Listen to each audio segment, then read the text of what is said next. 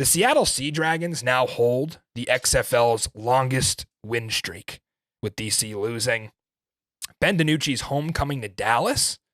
We talked about that Thursday. It was getting the negative out of the way, right? We criticized Seattle's offense for not being able to score in the red zone. Now let's get a little bit to the positives here.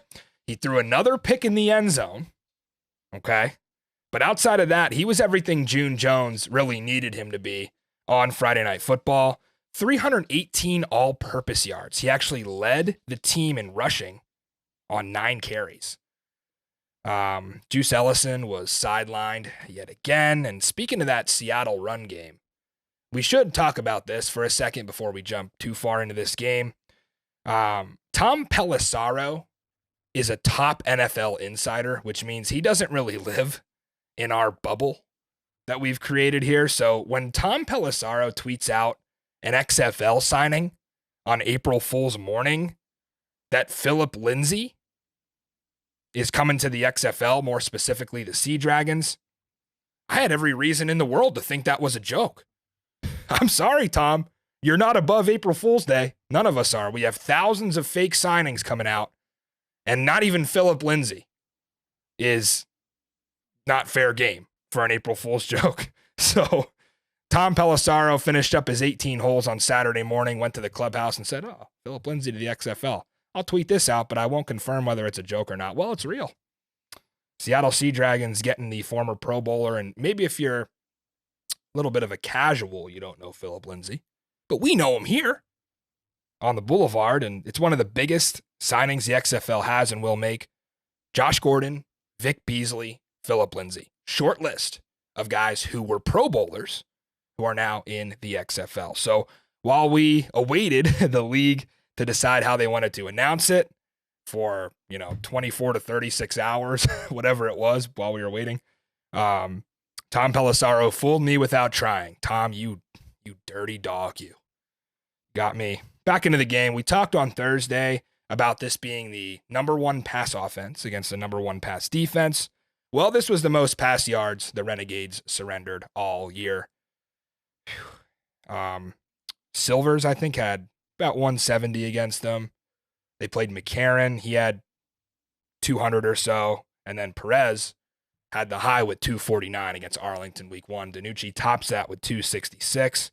And in the first half, I kind of felt like I was looking at a mirror image of that Seattle-Orlando game from the previous week. The Dragons refusing to score touchdowns in the red zone yet again. They settle for 2 field goals. That kept Arlington in the game early, and they ended up punching it in on the 4th drive. Darius Bradwell had the goal line score. So they got off the schneid a little bit there, gave themselves a lead to make it 13 to, I believe, 3 at that point. And Arlington answered. Nice 9-play, 72-yard drive. They had a touchdown of their own. But where the brilliance of June Jones shines the brightest seems to be in these situations where you're going to be forced to hurry, forced to use tempo, and forced to throw it down the field. Under a minute to play in the half, Seattle starts at their own 24. They draw a massive roughing the passer penalty to stay alive on 3rd and 1. They get down within striking distance, about 20 seconds to go, and they dial up the Josh Gordon play, corner of the end zone touchdown, automatic. And not even the league's top pass defense was going to cover that one, and it really took the wind out of the sails for Arlington. You had a chance here to take it in a half down 4. The Renegades were going to get the ball to start the second half, and this made it like 21-9. It was a 6-play, 76-yard drive, and they only used 53 seconds to do it at the end of the half. That's just painful for Arlington. Going into the second half, we know this Arlington offense has randomly put together these long drives this season. Well, here was another spot. They actually had 22 first downs, by the way. That was more than Seattle. Surprised me. They use 8 minutes of the third quarter in 13 plays to open up the second half. They drive 62 yards, and they come away empty. Ron Zook dials up the blitz off the edge. Can't get it out to Canella in time.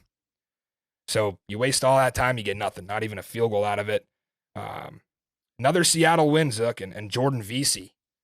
Man, all these Seattle receivers, it seems like a different one breaks out every week. Like, who's going to be the highest horse on the carousel here next week for the Seattle Sea Dragons. We've had Damian Willis. We've had Jordan Vesey. We've had Juwan Green, Josh Gordon, Jakor Pearson, Blake Jackson. I mean, it's an embarrassment of riches for Seattle, and Vesey was huge. 3 catches, 79 yards for the big boy, the Cal Bear. Does Arlington need Luis Perez going forward? Should he have started this one? It was their best offensive performance. They did have a couple touchdowns on the goal line from Davion Smith. Plitt threw a pretty big pick to Quinterio Cole late, and they had a field goal from Taylor Russolino. But I don't know. You get 22 first downs. I think they had their most yardage all season, something in the 330s. But will this team benefit from the addition of Luis Perez? You have to think he's going to get the start next week. If he doesn't, why trade for him? That Arlington offense, we said that they were kind of stuck in neutral, spinning their tires. Well, they got the first gear now.